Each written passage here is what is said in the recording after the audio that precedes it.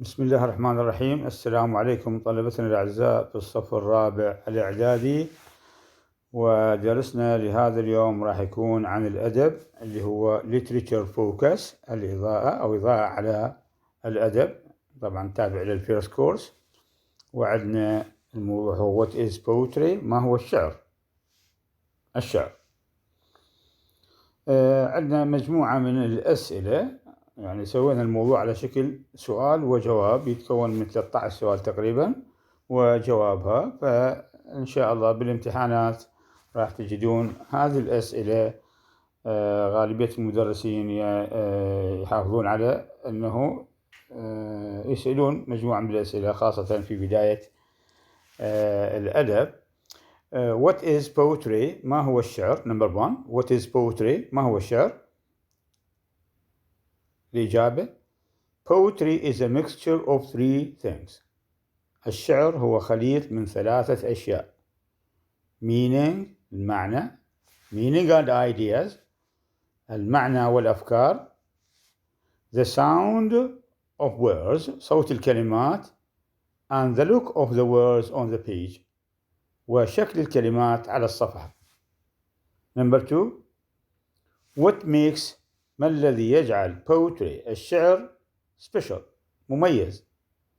The musical quality النوعية الموسيقية of the words للكلمات is perhaps هو ربما what makes poetry so special يجعل الشعر شيء مميز. Number 3. What are the most important tools of a poet؟ ما هي الأدوات المهمة التي يستخدمها الشاعر؟ طبعا الأدوات هي imagery الصورة الخيالية أو الصورة الشعرية، metaphor الاستعارة personification التشخيص، word sounds أصوات الكلمات and poetic form والشكل الشعري. Number 4. What is an image؟ ما هي الصورة الشعرية؟ An image is a picture.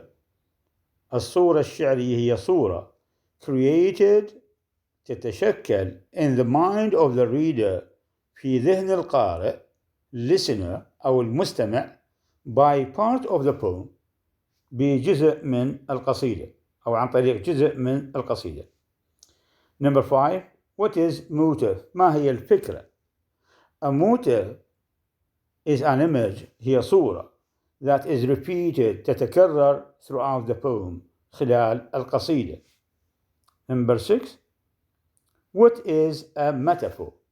ما هو أو ما هي الاستعارة؟ Give example أعطنا مثال.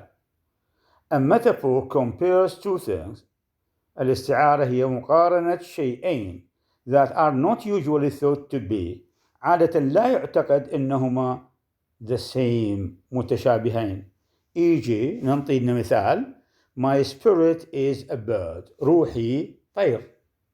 إذن شوف أنه طير بعيد عن الروح، لكن وصفنا الروح وكأنها طير. هذين الشيئين بعيدين لا يعتقد أنهم متماثلان، لكن ممكن الشاعر يستخدمها بالصورة الشعرية.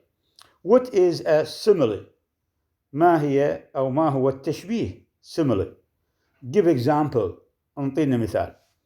A simile التشبيه is a type of metaphor هو شيء من أو نوع من الاستعارة which always uses comparing words عادة يستخدم كلمات المقارنة مثل كلمة like مثل or as أيضا مثل e.g. مثال His mind is like an open book عقله كالكتاب المفتوح. فشوف هنا استخدمنا كلمة like للتشبيه بين الشيئين. metaphor ما نستخدم كلمة like و as، لكن بالسيميلي نستخدم أما كلمة like أو كلمة as. ف his mind is like an open book. فشوف هنا وصفنا عقله مثل الكتاب المفتوح. What is number 8. What is personification؟ personification ما هو التشخيص أو التجسيد بالأدب؟ Give example. أعطينا مثال. Personification is when something is described as though it is alive. التشخيص أو التجسيد هو وصف الشيء عادة كأنه شيء حي. عادة يكون مثل البشر يعني like human. يجي مثل The flowers dance in the wind. الأزهار ترقص في الرياح. فمن الذي يرقص؟ الذي يرقص هو الإنسان أو ممكن أحيانا الحيوان، لكن الأزهار وصفناها أنها dance ترقص in the wind، فأعطيناها صفة من صفات الأشياء الحية اللي هي الدانس. What is alliteration؟ ما هو الجناس؟ Alliteration is when the same letter or sound.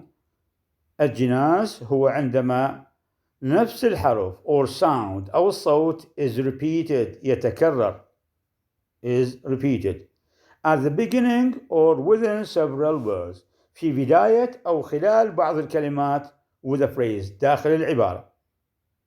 Number 10.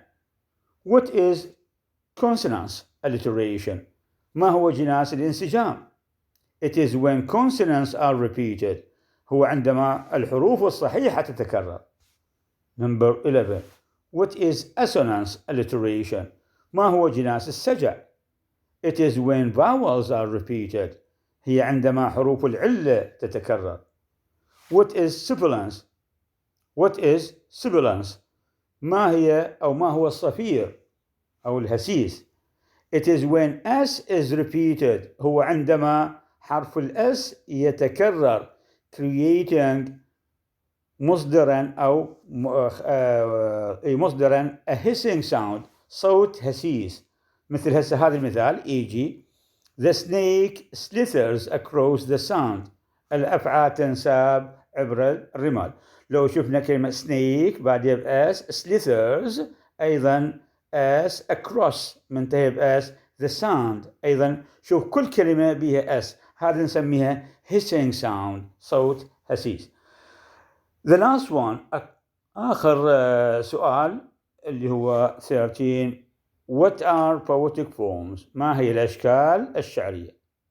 الأشكال الشعرية هي the sonnet السوناتا أو السونيتا قصيدة من 14 بيت. طبعا هذه السوناتا هي قصيدة من 14 بيت. The lyric الشعر أو الشعر الغنائي. The epic الشعر الملحمي and free verse والشعر الحر. إذا هذني تعتبر poetic forms الأشكال الشعرية. طبعا أتوقع عزيز الطالب أنه هذه الأسئلة إن شاء الله راح تكون موجودة بالامتحان نصف السنة عليها تقريبا 4 درجات، وإن شاء الله تحضرونها وتسيطرون عليها. نستودعكم الله.